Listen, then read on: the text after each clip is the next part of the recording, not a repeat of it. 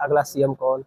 इस सवाल का जवाब क्या आप लोग की तरफ से? नहीं, ये तो आपके चैनल के माध्यम से भी हम लोग सुन रहे हैं। आज हम खुद इस बैठक में चर्चा कर रहे थे। जो चर्चा सुनने में आ रहा है, प्रदेश की अति पिछड़े, दलित, शोषित, वंचित समाज के जो लोग हैं, वो 2027 में ओम प्रकाश राजभर को सीएम देखना चाहती है। नमस्कार, आप देख रहे हैं भी न्यूज इंडिया।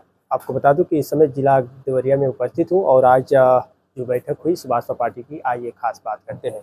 आज जनपद देवरिया में मासिक बैठक था सुहेलदेव भारतीय समाज पार्टी का, और सुहेलदेव भारतीय समाज पार्टी का मैं जिला अध्यक्ष रविंदर राजभर। और जनपद देवरिया में हम लोग संगठन के बारे में आज चर्चा किए, और आगामी चुनाव को देखते हुए हम लोग जनपद देवरिया में 56 सीट है जिला पंचायत, जिसमें हम लोग 10 प्रत्याशी अभी से अपना तैयार कर लिए हैं। उसी पे अपना जाति समीकरण प्रत्याशियों को बल देने के लिए हमारा नेता श्री ओम प्रकाश राजभर जी के निर्देशानुसार आज हम लोग जिला पंचायत सदस्य को चुनाव लड़ने के लिए हम लोग आज उनको बताए हैं। उसी बिंदु पे आज सबको बताया गया, इसी पे काम किया जा रहा है। अच्छा, तो जैसे आप बता रहे हैं कि जो 56 सीटें हैं देवरिया त्रिस्तरीय चुनाव को लेकर भी जो तैयारी है, तो क्या लग रहा है कि यहाँ जो क्षेत्र के जो माहौल है जनता के बीच में, क्या ऐसी स्थिति बनी है? देखिए, 56 सीट में 20 सीट ऐसा है कि जो सीट जीतने वाला है। और हम लोग प्रयास करें यहाँ तो जनपद देवरिया में जिला पंचायत अध्यक्ष भी हम लोग बना सकते हैं, और इसी मिशन पे हम काम कर रहे हैं पिछले 1 साल से। चुनाव तो आता रहता है जाता रहता है, लेकिन हम पिछले 1 साल से इसी मिशन पे काम कर रहे हैं कि जनपद देवरिया में जिला पंचायत सुहेलदेव भारतीय समाज पार्टी को इस बार हमको 2026 के चुनाव में बनाना है। तो देवरिया की जनता के लिए क्या खास वो मुद्दे हैं जिनके बीच आप लोग उपस्थिति जताएंगे? देखिए, जनपद देवरिया में अभी तक गरीब के लिए, अनुसूचित जनजाति के लिए, पिछड़े समाज के लोगों के लिए गांव में जब हमारा नेता बताते हैं कि जाइए अब चौपाल लगाइए, चौपाल लगा करके हम लोग बताते हैं कि आप लोग डॉक्टर से स्टेटमेंट बनवा लीजिए, स्टेटमेंट बना करके हमको दे दीजिए। इसी मुद्दे को लेकर के हम लोग काम कर रहे हैं। यानी कि देवरिया में अगर देखा जाए तो जो चुनाव है उसमें माहौल बिल्कुल सुभाषपा का ही है। देखिए, माहौल जनता देखती रहती है कि पार्टियां जब चुनाव होती हैं तो लोग अपना मीटिंग चालू कर देते हैं, लेकिन सुभाषपा ही एक ऐसी पार्टी है कि ज़मीन पे उतर करके 365 दिन सुहेलदेव भारतीय समाज पार्टी का नेता और कार्यकर्ता काम करते हैं। हम लोग के पास मुद्दा है, अभी हमारा नेता पंचायती राज विभाग का मंत्री हैं, और उसी विभाग के अंतर्गत हम लोग गांव में जा कर के चौपाल लगा करके जनता के बीच में बता रहे हैं कि आपका नाली, गली, चौक रोड, पेंशन, आवास का जो भी परेशानी है उस परेशानी को हमको बताइए। और बताते हैं तो उस परेशानी को हम लोग नोट करके हमारा नेता श्री ओम प्रकाश राजभर जी को अवगत कराते हैं। अवगत कराने के बाद उसका काम चालू हो जाता है। चलिए, इन्हीं बीच और लोग हैं जिनसे हम बात करेंगे। आगे का जो खास कार्यक्रम आज किया गया, इस उपलक्ष्य पे कुछ और जानकारी अपडेट करेंगे।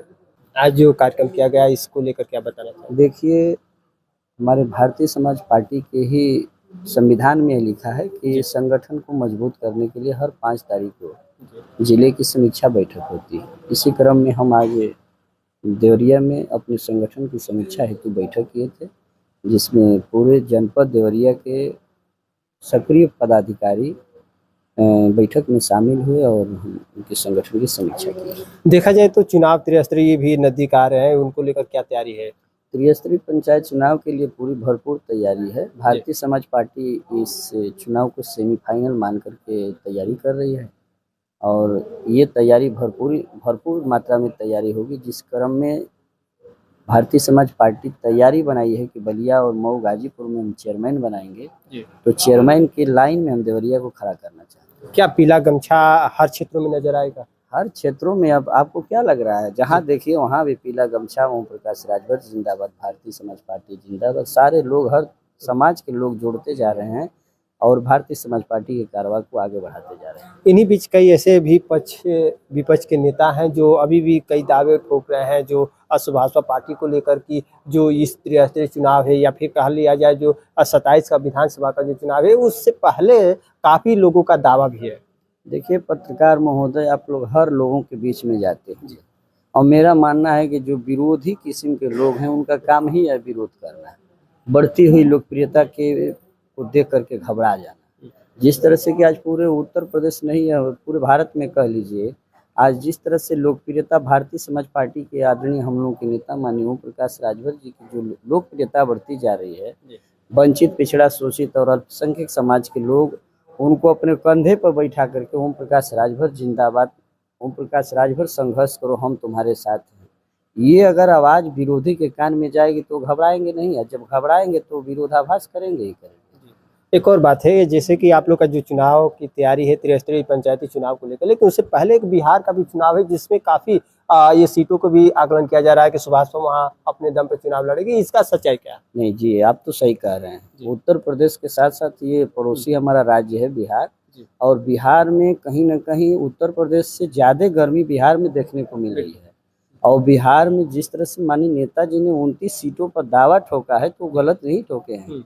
वो उत्तर प्रदेश के साथ साथ बिहार की जो सीटें हम 36-29 सीटों का जो चयन किए हैं, उन सीटों पर हम प्रभावित वोटों से अगर अकेले सब लोग लड़ें तो भारतीय समाज पार्टी अपना पीला झंडा वहाँ जिता करके पटना में भिजवा देगी बिहार की सदन। लेकिन वहाँ गठबंधन की जो स्थिति हो, एक आकलन भी किया जा सकता है, एनडीए सहयोगी जो दल से है ये सुभाष पार्टी, लेकिन क्या लग रहा है कि अगर गठबंधन वहाँ पे अगर नहीं होता है फिर भी कितना मजबूती पे रहे? देखिए, हमारा वहाँ संगठन मजबूत है। अच्छा। और एनडीए के साथ हमारा गठबंधन रहेगा कि नहीं रहेगा, हमारे शीर्ष नेता माननीय नेताजी के नेतृत्व में है, वो क्या करते हैं। लेकिन मुझे ये लग रहा है कि अगर वहाँ गठबंधन होता है तो भी फिर जीतेंगे, अगर गठबंधन नहीं होता है तो हम बिहार प्रदेश के 29 सीटों पर, प्रभावशाली सीटों पर परचम लहराने की तैयारी में रहेंगे। यानी कि पूरी संगठन पे एक भरोसा है और संगठन मजबूत है, उस उम्मीद के साथ ये पूरे दावे किए जा रहे हैं। बिहार में जो संगठन हम लोग देख रहे हैं और संगठन के साथ साथ बिहार के कार्यकर्ताओं में जो उत्साह देखने को मिल रहा है, कहीं न कहीं ये लग रहा है कि ये बिहार के सदन में अपना पीला झंडा और ओम प्रकाश राजभर का नारा गूंजेगा इस बार।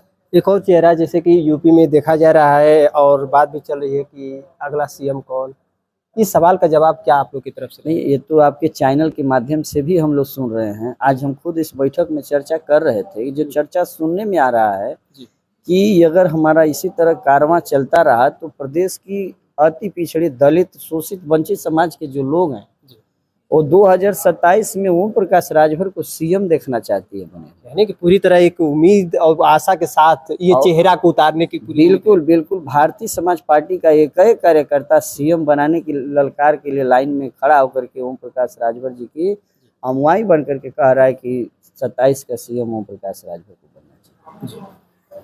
जैसा कि बता दूं कि हाँ, सुभाष पार्टी की जिस तरह से कारवा आगे बढ़ रही है, इस कारवा को देखते हुए नजर ये भी एक आकलन लगाए जा सकते हैं कि 27 में जो चुनाव है, उसी चुनाव से एक चुनना तय है कि जो सुभाष पार्टी से या फिर एक ओबीसी ही ले लिया जाए कि ओबीसी का चेहरा यानी कि सीएम एक चुना जाएगा। लेकिन ये तैयारी जो है 27 को लेकर ही चल रही है। उससे पहले 25 का जो चुनाव, जो बिहार की जो तैयारी है, 29 सीटों पे पूरा सुभाषपा जो है दमखम लगा रही है और ये पूरी दावा भी करे कि सुभाषपा अपने दम पे जो है वहाँ पे चुनाव जीतेगी। और 27 से पहले यानी कि बिहार में ही पूरी तरह जो है ये पार्टी अपना एक मजबूती पूरी दुनिया को दिखा दे। बिल्कुल, बिहार में तो हम दिखाएंगे। आप देखिएगा पत्रकार महोदय, मैं अपने पार्टी और अपने कार्यकर्ताओं की नहीं, वहाँ के कार्यकर्ताओं का जो जोश और जज्बा है उसको मैं देख रहा हूँ और उन नौजवानों को मैं सलाम कर रहा हूँ, जय सुलदेव कर रहा हूँ कि काश अगर ये उत्तर प्रदेश में